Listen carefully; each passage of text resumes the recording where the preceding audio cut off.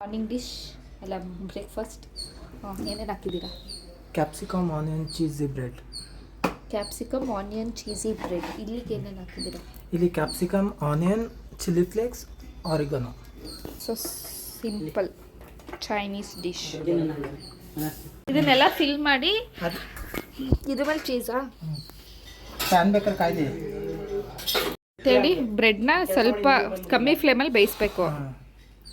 ಇಲ್ಲಿರೋ bread black ಆಗಿ ಸೀದೋಗ್ಬಿಡುತ್ತೆ. So ಇದ್ರ ಮೇಲೆ ಚೀಸಾ ಇದ್ರ ಮೇಲೆ ಚೀಸ್. ಗೈಸ್ ನೋಡಿ, ನಮ್ಮ ಅನುಷ ಅವರು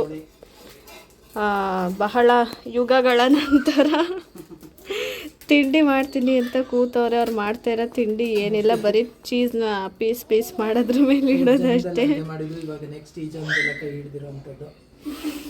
ನಾವು ಬ್ರೇಕ್ಫಾಸ್ಟ್ಗೆ ಬ್ರೆಡ್ ಚೀಸ್ ಸ್ಯಾಂಡ್ವಿಚ್ ಮಾಡ್ತಾಯಿದ್ದೀವಿ.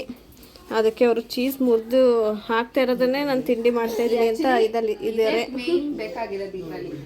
ಇದರಲ್ಲೇ ಟೇಸ್ಟು. ಬರೀ ಅದನ್ನ ಪೀಸ್ ಮಾಡಿ ಹಾಕೋದಕ್ಕೇ ನಾನೇ ತಿಂಡಿ ಮಾಡ್ತಾಯಿದ್ದೀನಿ ಅಂದಂಗೆ ಆಡ್ತವ್ರೆ. ಇಲ್ಲಿ ಹರ್ಲೆ ರೆಡಿ ಇದೆ ಟೋಸ್ಟ್ ಮಾಡೋಕ್ಕೆ. ಇದು ಮಶ್ರೂಮ್ ಬಿರಿಯಾನಿ ಮಾಡಕ್ಕೆ. ಇದು ವೆಜ್ ಅವರಿಗೆ. ಪುಟ್ಟಿ ಅಕ್ಕ ತಿನ್ನಲ್ವಂತೆ, ಅವ್ರು ಟ್ಯೂಸ್ಡೇ ತಿನ್ನಲ್ಲ. ಇದು ಮಶ್ರೂಮ್ ಬಿರಿಯಾನಿ ರೆಡಿ ಆಗ್ತಾ ಇದೆ. ನಮಗೆ ನಾನ್ ವೆಜ್ ಪೀಪಲ್ಸಿಗೆ ಲೋಯ್ತ್ 10.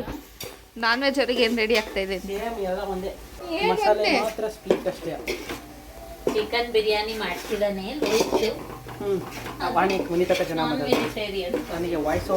ಚಿಕನ್ ಬಿರಿಯಾನಿ. ಅದೇನು ಬ್ರೆಡ್ ಎಲ್ಲ ಕಟ್ ಮಾಡಿದಿರಲ್ಲ ಹಂಗೆ. ನಾನ್ ವೆಜ್ ತಿಂದಾದ್ಮೇಲೆ every people needs sweets. Sweet ಏನ್ ಮಾಡ್ತಾ ಇದ್ದೀರಾ? ಏನ್ ನೇಮು? ಪುಟ್ಟಿ ಅಕ್ಕನ ಕೇಳಬೇಕು. ಸ್ವೀಟ್ ಏನ್ ಮಾಡ್ತಿದ್ದೀರಾ ಪುಟ್ಟಿ ಅಕ್ಕ?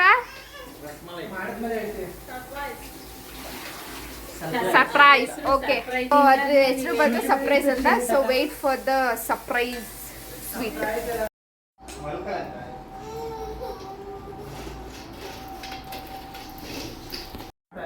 ಗೈಸ್, ಸರ್ಪ್ರೈಸ್ ಸ್ವೀಟ್ ಬಗ್ಗೆ ಈ ವ್ಲಾಗ್ನ ನೋಡ್ತಾ ಇರಿ ಏನು ತನಕ. ನಾನು ಏನೇನು ಯೂಸ್ ಮಾಡಿದ್ದಾರೆ ಅಂತ ಮಾತ್ರ ತೋರಿಸ್ತೀನಿ. ಸೊ ನೆಕ್ಸ್ಟ್ ಮಾಡುವ ವಿಧಾನನ ಹಂಗಿದೆ. ಅತ್ತೆ ಮುತ್ತಿ ಹಂಗೈತಾ? ತೋರಿಸಿದಂಗೆ ಸರಿ, ಇನ್ನೊಂದ್ಸರಿ ತೋರಿಸು. ಅತ್ತೆ ಮುತ್ತಿ ಹೇಗಿದೆ? ಅತ್ತೆ ಮುದ್ದೆ ಹೆಂಗಿದೆ? ಅಲ್ಲಿ ಅತ್ತೆ ಮುತ್ತಿ ಹೇಗಿದೆ ತೋರಿಸಿಲಿ. ಅತ್ತೆ ಮೂತಿ ಹೆಂಗಿದೆ ತೋರಿಸು. ಅತ್ತೆ ಮೂತಿ ಹೆಂಗಿದೆ? ಸೊ ಸರ್ಪ್ರೈಸ್ ಸ್ವೀಟ್ ಬಂದು ಕುಟ್ಟಿಯಾಕ ಅವ್ರು ಎಕ್ಸ್ಪ್ಲೇನ್ ಮಾಡ್ತಾರೆ. ಸೊ ಇದನ್ನ ನಾವು ಐಟಮೇ ತೋರ್ಸೋದು ಬೇಡ, ಜಸ್ಟ್ ಲಾಸ್ಟಿಗೆ ತಿನ್ನೋದು ತೋರ್ಸೋಣ ಅಂದ್ಕೊಂಡಿದ್ವಿ. ಬಟ್ ಆದರೂ ನೀವು ಮಾಡ್ಕೊಂಡು ಟ್ರೈ ಮಾಡಲಿ ಅಂತ. ಸೊ ಇದು ಡ್ರೈ ಫ್ರೂಟ್ಸ್ ಎಲ್ಲ ಕಟ್ ಮಾಡಿ, ಜಾಸ್ತಿ ಡ್ರೈ ಫ್ರೂಟ್ಸ್ ಕಟ್ ಮಾಡ್ಕೋಬೇಕು. It's A very good food. ತುಪ್ಪದಲ್ಲಿ ಫ್ರೈ ಮಾಡ್ತಾ ಇದ್ದೀನಿ. ಆ್ಯಂಡ್ ಇವನ್ ಈ ಬ್ರೆಡ್ನೂ ಬ್ರೆಡ್ನ ತುಪ್ಪದಲ್ಲೇ ಫ್ರೈ ಮಾಡಬೇಕು. ಮಾಡಿ ತುಪ್ಪದಲ್ಲಿ ಫ್ರೈ ಮಾಡಿ ಇಟ್ಟಿದ್ದೀನಿ. ಮತ್ತೆ ಇದು ಮಿಲ್ಕ್. ಆಕ್ಚುಲಿ ಇದು ಮಿಲ್ಕ್ ಇದ್ರು ತುಂಬಾ ತಗೊಂಡಿದ್ದೆ. ಅದನ್ನು ತುಂಬಾ 2 hours ಈ ತರ ಬೇಯಿಸಿ ಸ್ಟಿರ್ ಮಾಡಿ ಈ ಕನ್ಸಿಸ್ಟೆನ್ಸಿ ಮಾಡಿ. ಎಷ್ಟು 1 ಲೀಟರ್ ಅಲ್ಲ ಹಾಕಿರೋದು? 1 ಲೀಟರ್ಗೆ ಮೇಲೆ. ಇವರೊಬ್ರು ಡಿಸ್ಟರ್ಬ್ ಮಾಡೋದೇ ಲಾಕ್ ಮಾಡೋಕ್ಕೆ ಬಿಡುತ್ತೆ. ಮಟನ್ ಸಾಂಬಾರ್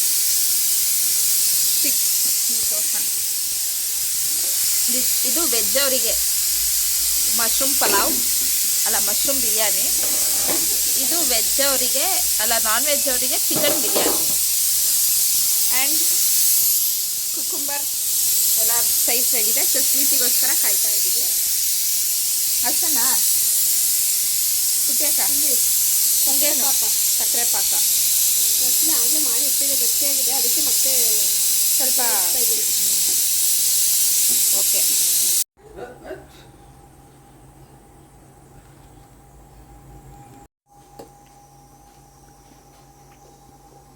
ದಿಸ್ ಈಸ್ ಕುದಿಸಿ ಇಟ್ಟಿರೋ ಹಾಲು. ಈ ಥರ ಗಟ್ಟಿಯಾಗಿ ಫಾರ್ಮ್ ಆಗಿರೋದನ್ನ ಸಕ್ಕರೆ ಪಾಕ ಆದಮೇಲೆ ಹಾಕಬೇಕು.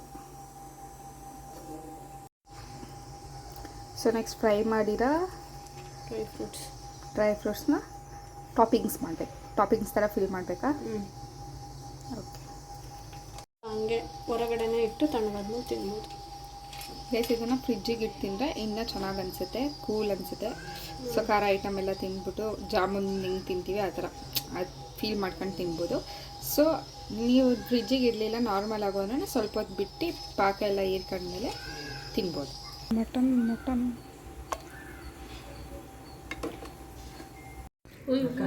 ಯಾಕೆ